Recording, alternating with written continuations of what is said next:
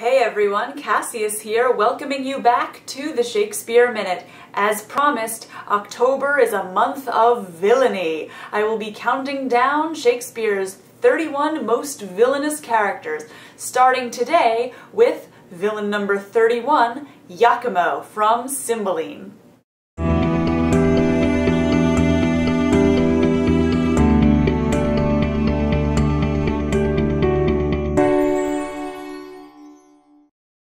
Note before we jump into discussing the villainy of Iachimo.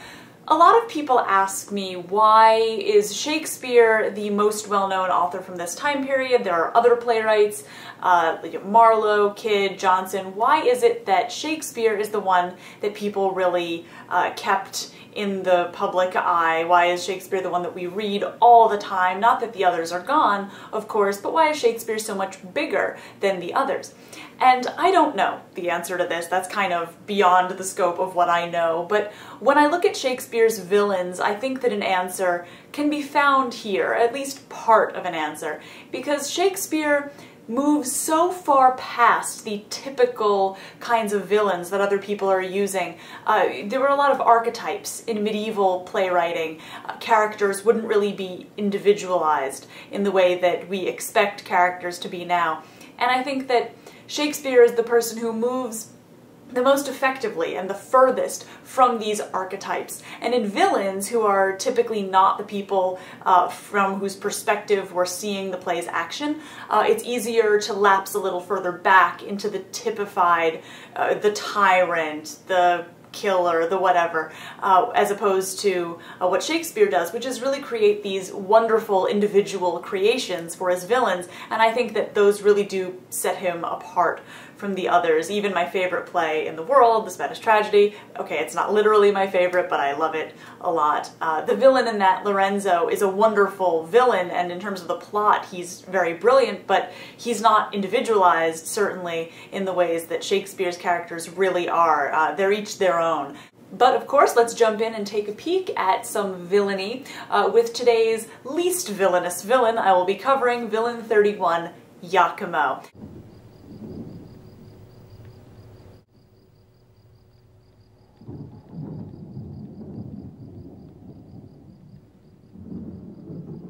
Villain number 31, of course, Iachimo, has only one villainous plan in all of Cymbeline. He is going to sleep with Posthumus Leonatus' wife.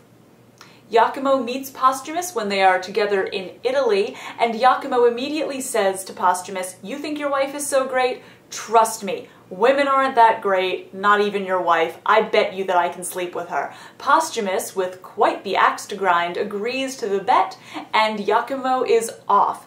"With 5 times so much conversation, I should get ground of your fair mistress, make her go back even to the yielding, had I admittance and opportunity to friend. No. I dare thereupon pawn the moiety of my estate to your ring, which in my opinion all values it something, but I make my wager rather against your confidence than her reputation. And to bar your offence herein too, I durst attempt it against any lady in the world." Now, sleeping with another man's wife is villainous enough, especially when it's clearly going to deal some mental damage on a guy like Posthumus.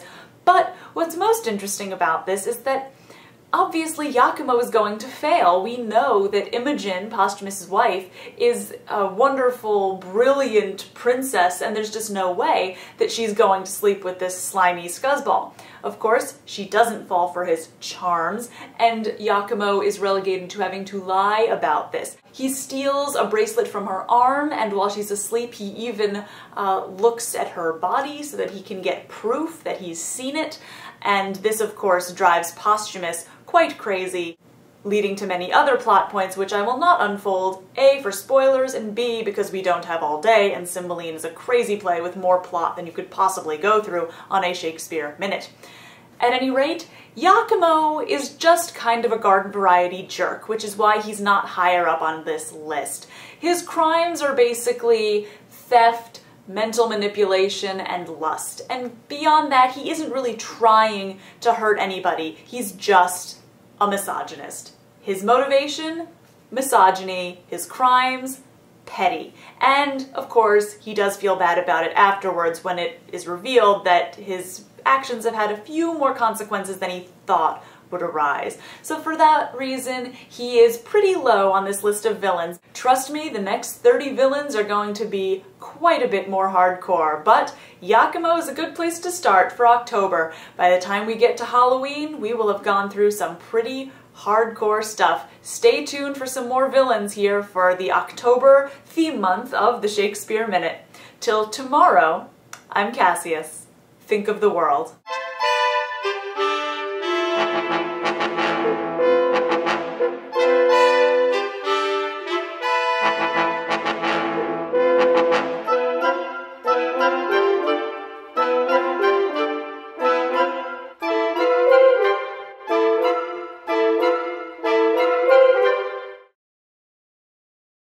If you seek for further satisfying under her breast, worthy the pressing, lies a mole. Right proud of that most delicate lodging, I kissed it, and it gave me hunger to feed again, though full. You do remember the stain upon her? Aye.